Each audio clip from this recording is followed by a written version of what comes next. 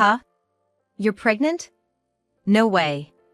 You're not serious about having the baby, right? That was the first thing my husband said to me when I finally got pregnant at 40. Having a baby at your age, that kid's definitely gonna be defective. I can't deal with raising a child like that. With those words, he left me. 30 years later, I randomly bumped into my ex-husband on the streets. Looking exactly the same. Is that defective daughter of yours even alive? Well, even if she is, she's probably unemployed, right? He could afford to spew such nonsense only for so long. Because my daughter turned out to be an admirable. My name is Catherine Smith. I'm turning 70 this year. Today, I'd like to share a story about how my dark past was cleansed. Back in my youth, I was what you'd call a career woman, working in a male-dominated company, competing with men in sales. Of course, there were those who resented me, but I didn't care and strove every day to be the top salesperson. Being tomboyish by nature and constantly competing with men, I didn't have many men approaching me, but that didn't bother me at all. Work was my everything. However, my parents were quite traditional and believed that a woman's happiness was in marriage, so they took me to matchmaking sessions time and again. At a party I was invited to by a colleague, I met Michael. He was planning to start a business and found my dedication to work impressive. "The future is for women to work hard too," he said, acknowledging my dedication. At a time when it was still frowned upon for women to work so hard, it was probably inevitable that I was drawn to Michael, who accepted me for who I was. We continued to date smoothly and decided to get married. I was 30 and Michael was 28 at the time. I guess you could call me the older wife. After graduating from a prestigious university, my husband Michael landed a job at a renowned company. But he declared he had a dream. And with that, he quit to start his own venture. It was quite a gutsy move, especially since he didn't rely on the knowledge or technology from his previous job, but chose to start a business in an entirely different field. At that time, I had no knowledge of entrepreneurship. My only aim was to get a job and work my butt off. That's why, when Michael shared his firm resolution to start a business, I must admit I was taken aback by his masculinity and thought it was cool. When I'd come home after work, he'd tell me things like "I tried this out today" or "This is my goal, and this is the issue at hand." I didn't quite grasp all of it, but I enjoyed listening to his work stories. Living a monotonous daily life and striving to excel at my job, I found Michael's tales exciting and appealing. Then, a few years passed. And one day my company held a family social event. It was a weekend gathering where employees and their families came together for a barbecue to deepen our connections. At this time, Michael's business wasn't doing so well, nearly at the brink of closure. Looking for a change of scenery, I invited Michael to the family social, and he was thrilled to join. But during the barbecue, a close office assistant approached me, asking if Michael was drunk, expressing concern. Michael can handle his liquor. And doesn't change much when he's drunk. What happened? I asked, puzzled. The assistant told me she was worried because she saw Michael arguing with Ms. Smith from accounting. Arguing with Ms. Smith? Concerned, I rushed over to Michael and heard him saying, "But it's the truth, isn't it?" I quickly pulled Michael away and apologized to Ms. Smith for the disturbance. Later, I went to Ms. Smith to get the full story, and it turned out Michael had said something offensive about factory workers, suggesting it must be tough. I apologized deeply to her and thankfully, she forgave us. However, this discriminatory remark by Michael wasn't entirely surprising. Yes. Michael always took pride in graduating from a prestigious university, landing a job at a renowned company, and even starting his own business. He had a tendency to look down on others based on education and background. As someone with limited dating experience, I did feel a bit off about his remarks, but also felt proud when he said that me being a woman did not stop me from graduating from a prestigious university and competing in the male-dominated workforce. Despite some issues, we were living happily as a couple. Yet, we had another worry. We were having trouble conceiving a child. At that point, I was still working hard and wasn't too stressed about it, thinking it was something we couldn't control. But as I reached my mid-30s, the situation felt more pressing. Even so, I thought that if worst came to worst and we couldn't have kids, living a peaceful life just the two of us wouldn't be so bad. However, Michael seemed to have a different view. He began to express frustration about not having children yet. It's embarrassing that we don't have kids at this age. Everyone around us has at least two. It's inconceivable that I'm the only one without any. That remark was what was truly inconceivable. In my mind, I retorted. It seemed Michael had a clear life plan. Marry a woman with superior genes in his 20s. Have 2 kids by his early 30s. He says this is the path that successful people take. A plan I had never heard of. But Michael seemed to live by it. In my 20s, I met and married Michael, who deemed me to possess superior genes. The plan was progressing smoothly until it hit an unforeseen snag. I was supposed to have borne 2 children by now, yet conceiving had become a challenge. This displeased Michael. His frustration started to show, and he bluntly criticized me. You're academically successful and career-oriented, but it seems you lack maternal aptitude. Moreover, he accused me, your alma mater might be renowned, but as a woman, you're flawed. I've been duped. When I broached the subject of fertility treatments, Michael rejected the idea, stating, Children born through fertility treatments can't possibly be superior. I'm totally against it. What a biased opinion. No matter how I tried to persuade him, even suggesting a simple hospital visit, he'd say things like, going to the hospital for such a thing would be an embarrassment. When I tentatively proposed at least getting tested, he exploded, what, you're saying it's my fault? Cut it out. He yelled and insisted, if you really want to go that badly, go by yourself. But going alone seemed pointless. Fertility treatments are a couple's endeavor. Yet, Michael failed to understand this. Nonetheless, I visited the fertility clinic alone, where the doctor told me, everything seems fine. Please come back with your husband next time. That was to be expected. After all, a child isn't made alone. Yet, without Michael's cooperation, it seemed I had no choice but to give up. That's what I thought. A decade into our marriage, I began to see Michael's so-called masculinity as nothing more than selfishness. His enthusiasm for starting a business had faded into a cycle of starting and giving up, and now, 10 years later, nothing had changed. While he did odd jobs occasionally, my salary was the mainstay of our finances. Yet, he would conveniently ignore any inconvenient truths. How many times had the thought of divorce crossed my mind? But after 10 years, affection takes root. Occasionally he was harsh, but if I didn't dwell on it, it didn't bother me. Humans are peculiar in that way. And then, on one fateful day as I turned 40, something astonishing happened. I was pregnant. My period had stopped. Had I reached menopause already? But at 40, wasn't that too soon? Worried it might be an illness, I decided to visit the hospital. The doctor's words left me stunned. You're pregnant. But I'm 40 years old. Pregnant? I replied in disbelief. The doctor reassured me, it's not uncommon for women at 40 to conceive. Though it was surprising. The doctor continued. There are risks compared to younger mothers, and there are precautions you'll need to take, but many have healthy babies. Encouraged by the doctor's words, I was elated at the prospect of having a child. Surely Michael would share in my joy. Full of excitement, I reported the news to Michael. However, his response was utterly unexpected. What? You're pregnant? That's gotta be a joke.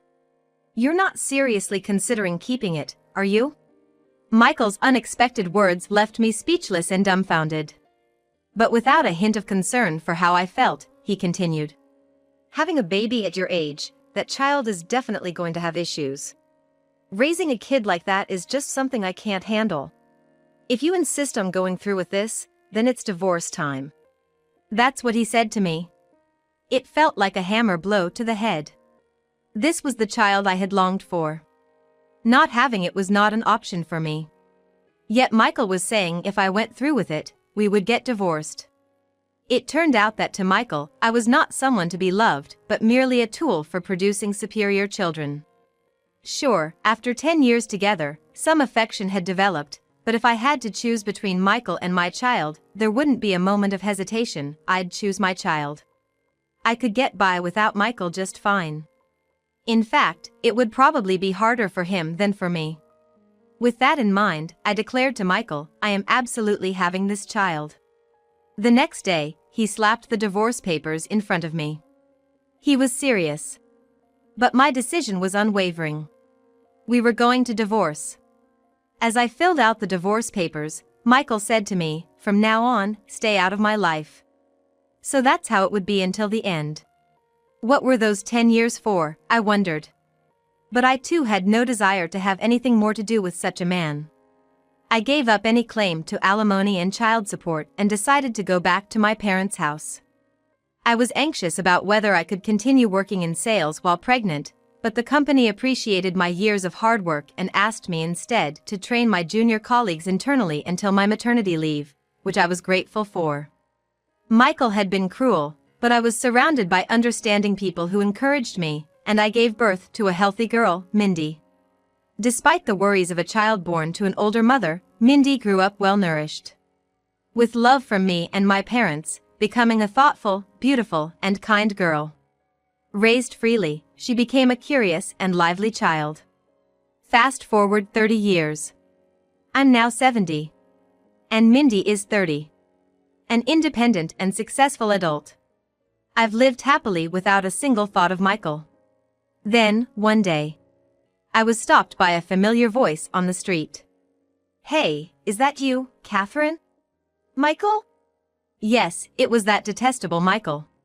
What's with you, looking all scruffy like that? Michael approached with a sneer. Just turned into an old lady, huh? I guess taking care of a kid with disabilities is tough, right? He assumed Mindy was disabled, hurling the same old insults at me as before. After our divorce, I remarried a woman 10 years younger. Looks really are everything with women. Turns out education didn't matter at all. Michael bragged, unasked, about his life post-divorce. After our divorce, I remarried a woman 10 years younger. Looks really are everything with women. Turns out education didn't matter at all.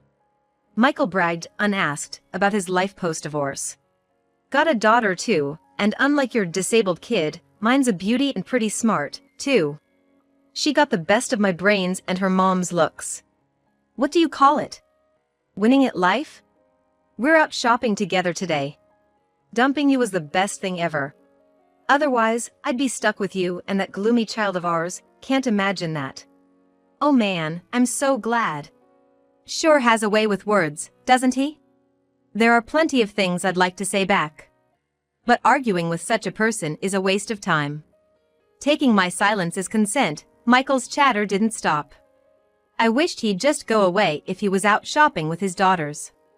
Just then, when I was thinking that, a woman in a deep hat and mask approached from behind. Mom? What are you doing? Yes. It was Mindy. Do you know this person? She asked about Michael. I hesitated, unsure how to respond. I hadn't gone into detail with Mindy about her father. I had always intended to explain it properly, but Mindy had always said there was no need to force the topic. And she had never met him. I was still contemplating what to say when Michael, grinning, said, "Oh, looks like you can go outside, huh? Must be really ugly under that mask." Now he was attacking Mindy. I wouldn't stand for Mindy being attacked. I was about to argue back when an unexpected person did it for me. Hey! Where did you disappear all of a sudden? You're supposed to be carrying our bags. Natalie. The voice belonged to Michael's daughter, apparently named Natalie. Michael had been proudly talking about his new family, but it seemed they only saw him as a porter. Hearing this, Mindy murmured, "Wow, to think that guy is my father." What? Mindy, how did you? I was shocked. She laughed and said, "When he's talking that loudly, it's hard not to hear." Then Natalie, who had overheard, pushed Michael aside and rushed to Mindy, asking, Could you be Mindy? I'm a huge fan. Could I maybe get your autograph? She was excited. Indeed. My daughter Mindy is an actress. Curious and eager, as a child, she held a flyer for a child actor audition, her eyes sparkling as she negotiated with me to apply. I thought she wouldn't get in, but let her apply anyway, and to my surprise, she was accepted. From there, Mindy worked hard and steadily, and, though I'm her parent, it's fair to say she's become a top-notch actress. And shockingly, Michael's daughter Natalie was a big fan of Mindy's. Watching all this, Michael flipped and started to brag, "Hey! Mindy's my daughter. She's doing great. I can brag about this." But then Natalie yelled at him, "You were just telling Mindy's mom how glad you were about the divorce, and calling Mindy defective. That's totally unacceptable. Even if Mindy and her mom forgive you, I will never forgive you for life." Sure enough, it seems even Michael couldn't say anything back to Natalie. After Natalie said that to him, he hurriedly came to apologize to us. But Michael's enemies only continued to grow. Michael's current wife, Christy, showed up and said, "You really need to start taking things seriously. Talking about starting a business, but just drifting around aimlessly. I've put up with it because you do anything I ask, so I've held off on divorce, but seeing how you treat your ex-wife, it's just cruel. Looking down on others and attacking those who seem weaker than you, it's the lowest of the low. I can't be with someone after seeing their true nature." "We're getting a divorce," she said nonchalantly. Caught off guard by the sudden declaration of divorce, Michael pleaded with Christy, "I'm really sorry. Please, anything but divorce." Despite his begging, both Christy and Natalie had had enough. Realizing pleading with them was useless, he turned to Mindy and said, "Please forgive my earlier rudeness. I'm terribly sorry. Could you please ask Christy to forgive me? I'm sure if you ask them, they'll listen to you. Help your dad out." It's amazing he could say such a thing after all that berating. Or rather, Mindy doesn't even consider this man her father. And why should she have to make such a request in the first place? As we stood there dumbfounded, Michael began to apologize, crying. "It was embarrassing and attracting attention, so please stop." Maybe sensing how we felt, Natalie told us, "I'm truly sorry for the trouble he's caused. I promise you, I won't let him claim to be Mindy's father. Go on, please leave. We'll handle this from here." Then, she secretly said to Mindy, "But I was really glad to meet you. I'll continue to support you." It seemed like Mindy was a good kid after all. We said goodbye to Christy and Natalie and left the place. Later on, I heard that Christy did go through with the divorce from Michael. He cried and threw a fit until the very end, not wanting a divorce, but how could anyone stay after seeing his true colors? In fact, I was almost impressed he'd managed to hide his true self from Christy and the others for so long. After the divorce was finalized, Michael was saddled with alimony, adding debt to his already incompetent life management, and he disappeared. I worried that rumors might spread about Mindy, but he was too down to cause any more trouble, thankfully.